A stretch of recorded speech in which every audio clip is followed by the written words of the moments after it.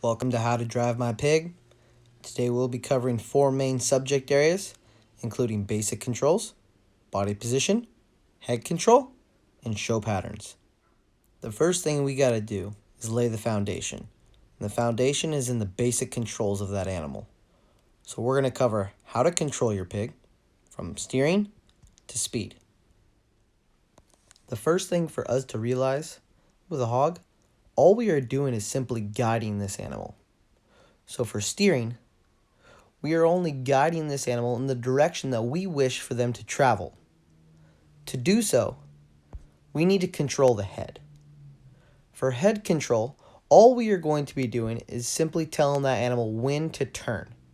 By utilizing our driving utensil, we'll place that driving utensil either on the left or the right side of that animal's face, and that will direct them in the given direction. If I wish my animal to turn to the right, I will put my driving utensil on the left side of that animal's face, either just placing it there or hitting them on the left side.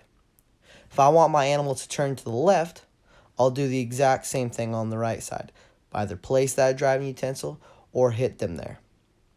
Now for speed, it's a little bit more of a trial and error. What we are going to use is we're going to use our driving utensils to hit the animal at the rear of the rib and flank. This is going to be our go button. This doesn't say fast or slow, this just means go. Now let's say if due to body positioning, or if that animal just is not responding to us hitting that rear rib and flank area, we could utilize our secondary go area with the top line. Again, the head is what controls the direction of that animal. Hit them on the left, they turn to the right. Hit them on the right, they turn to the left.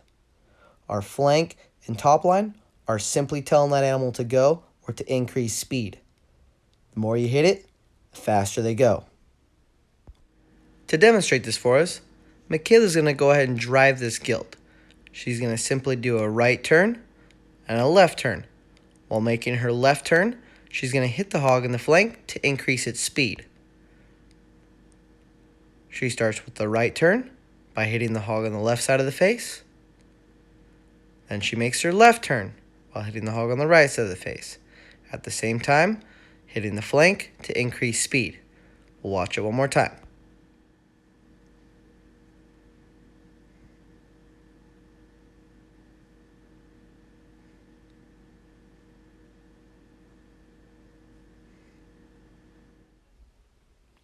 Now that we know how to control a pig, how much force does it take?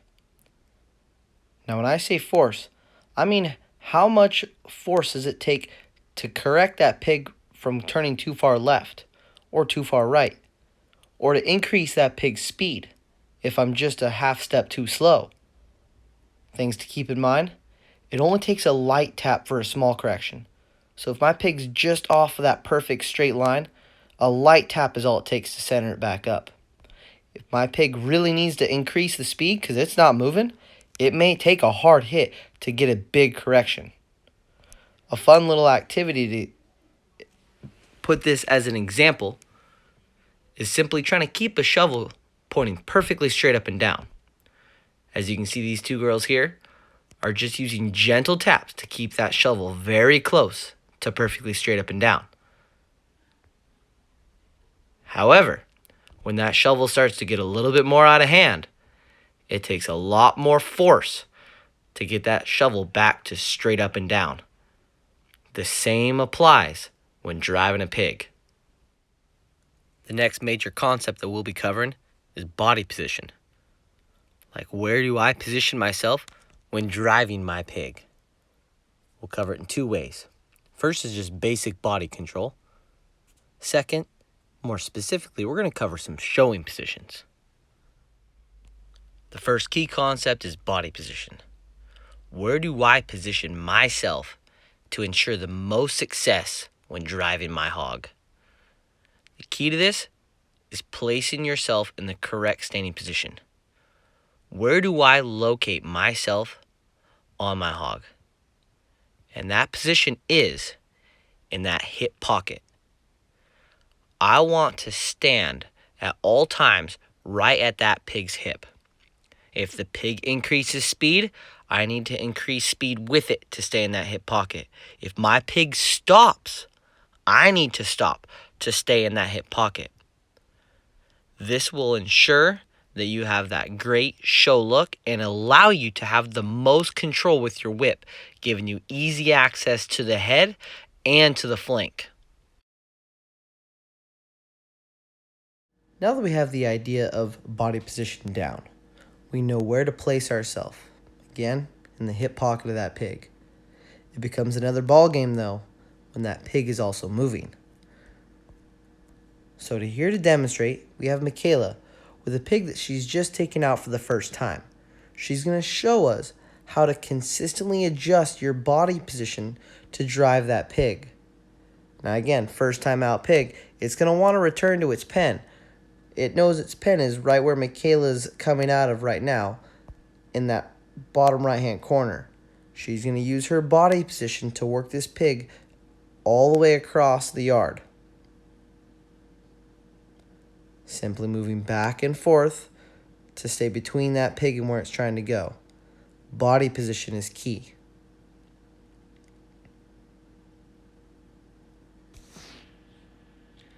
Again, we'll watch that one more time to really gain a good understanding for this concept.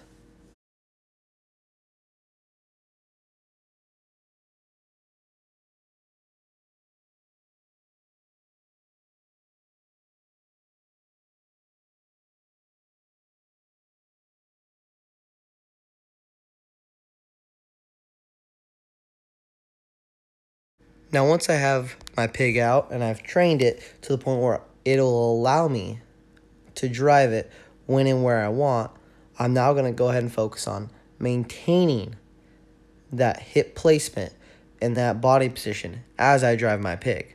Again, to demonstrate, Mikayla.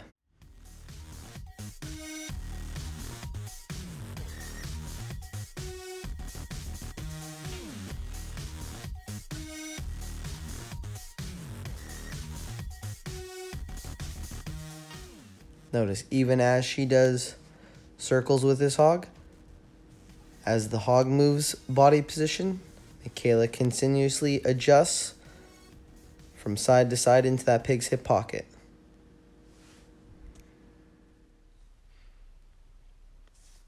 Now that we know the basics of body positioning, I need to focus on not only the pig's, but my own body control. So we're going to narrow that down to a few show stances that I can utilize to ensure my success in a show ring. First one is when we come out of that holding pen, most times we're driving right at the judge. When I want to get in my body position to drive at the judge, I'm going to go to that full bent position. That'll help me direct the focus of the judge onto that pig because I'm getting much tighter in my body position, crouching down. So again, if I was the showman here on the left in the circle, I'm going to have the judge out in front of me, and I'm going to drive directly at them. Again, this full crouch position used when driving towards the judge. Our second body position, as you can see as the exhibitor here, is much more vertical in its stance, more comfortable. What we're trying to do here is we're going to drive the side of this pig to the judge. This is usually the easiest position to show because we're trying to show the judge that this is the easiest thing to do. We want to be comfortable in our stance. Again, we have the showman here in the circle, judge over here on the edge of the ring. We're just going to work back and forth and be in that much more comfortable vertical stance. Our last position is when we're driving away from the judge. As you can see here, the judge is on the left side of the picture and the showman's there on the right. What she's doing is, again, back in that full crouch position while having the ability to look over your shoulder. This is used when you're driving away from the judge. Again, showman in the circle, judge as the X, driving directly away. So to repeat, again, on the far left, we have that full crouch position when driving towards the judge. Coming out of that holding pen, and whenever you catch a gate, you're driving right out and getting after it. As soon as you make that first pass, we're going to stand up and be super comfortable as we drive side to side to the judge here. Then as we go away, we're going to, again, focus that attention back down onto the pig and go ahead and do a glance over our shoulder to make eye contact with that judge. These would include your show stances. Moving into our third of our 4 main components is a big one, all about head control. In today's modern show ring, head control is becoming more and more prominent. So what we're going to cover here today is, first off, how to get your pig's head up. How to get it up, the steering with the pig once you have that head control dialed in, and how to control the intensity of a pig with its head up. So the first thing I like to do is go ahead and divide that pig's head in half. Starting from the tip of the nose, going straight through the back of the jaw, all the way back almost to the point of the shoulder through the neck. Dividing that head in half will help you identify how to turn the pig and how to keep the pig's head up. Now this becomes the ultimate accuracy moment. In order to truly control your pig with its head up and drive it around the ring with comfortability, relaxedness, and total control, you have to gain complete accuracy with your whip. When you hit the top half of the pig's head, you're going to be instructing that pig to turn. When you're aiming the bottom half of the pig's head, that's when you're going to be instructing that guy to keep its head up. The misswing of your whip can not only confuse your pig, but cause a misstep in the show ring, with which today cannot be accepted. So we're going to focus solely on where to accurately hit that pig. Again, top half is to turn, the bottom half is to keep its head up. Now the next step is the intensity levels. As you slowly work from the neck to the nose of a hog, you're going to go from less of a response to more response. The further I am out on that nose, the faster I'm going to either get the pig's head up or to get that pig to turn. If I need that pig to turn quickly on a quick 90, I can go ahead and strike the top of that nose and that pig will very quickly turn for me. At the same time, if I'm just trying to maintain that level-headed show barrel look, I'm going to aim for the back of the jaw just to maintain that level head. If I'm making a turn and I need to get that pig's head up quickly, the further out I go, the faster my response. Now again, these are general recommendations. It's going to come down to the specifics of you and your individual pig to find that absolute sweet spot. But these are the keys to get yourself started in that training process. We are now going to switch over to watching Mikayla demonstrate those simple principles of turning and maintaining that head level intensity. As you can see, when she drives out is here, she's utilizing the underneath portion of that pig's head to get its head up. As she drives across here, you can see a quick, easy right up underneath the nose to bring that pig's head up quickly, coming over the top to get that turn. And as she gets back on her straightaway, back underneath that pig's head to keep that head up.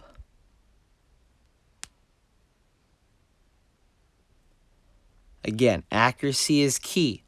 The placement of that whip is where you will see the control.